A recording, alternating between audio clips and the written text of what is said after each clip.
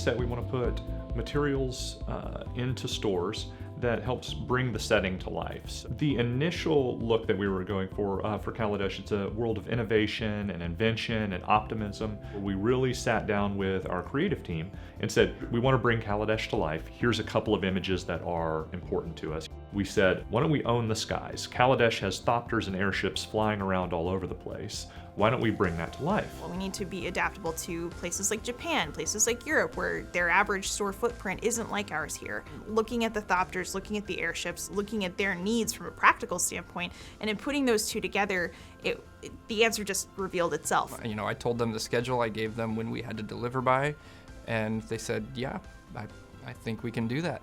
We had like 5 weeks to kind of concept the entire thing out. So we really concepted this thing out and just the first round of ideas. We did the Dragonfly Thopter first, just to make sure that for all the people involved, this is what they were getting. And fortunately, that meeting went very well. Everyone had the same goal in mind, trying to create something that was visually stunning and unique, but also easy to assemble. Everyone kind of rallied around it, and Lauren's concepts just kind of made everyone's head explode. Well, I took the concept art from the style guide and I asked Wizards to pick one of their thopters they might want to see in 3D. And I drew it up and kind of imagined what it might look like from all the different sides. Because you only get one picture. It's not like it's designed for you where you get the front side top view of everything. I don't get to see this in 3 dimensions actually. I illustrated them flat. To make sure that what I was imagining was correct, I built little models.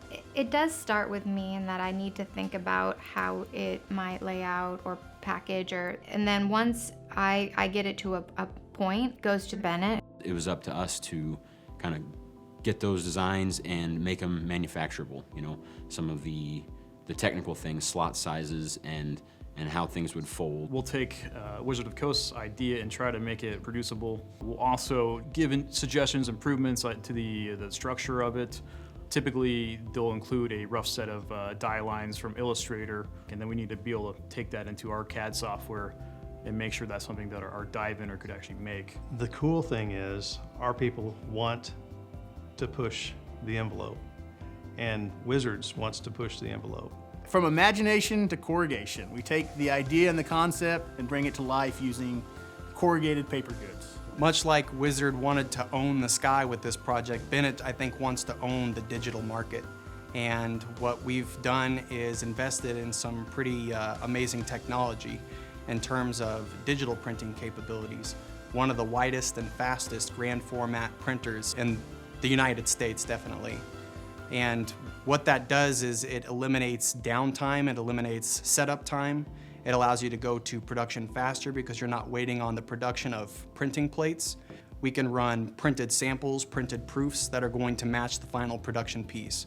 The energy from enthusiasm and excitement is the most contagious, right? So when you have people that are really excited and really passionate and have that high energy, it's hard not to get infected by that. When we get these projects, they're creative, they push you to find solutions to unique problems that you may have never encountered before. It was really exciting to kind of take those parts and make them into a 3D shape out of the paper material that we were using, and then hanging them from the ceiling and being able to look at it. It was quite infectious in its enthusiasm.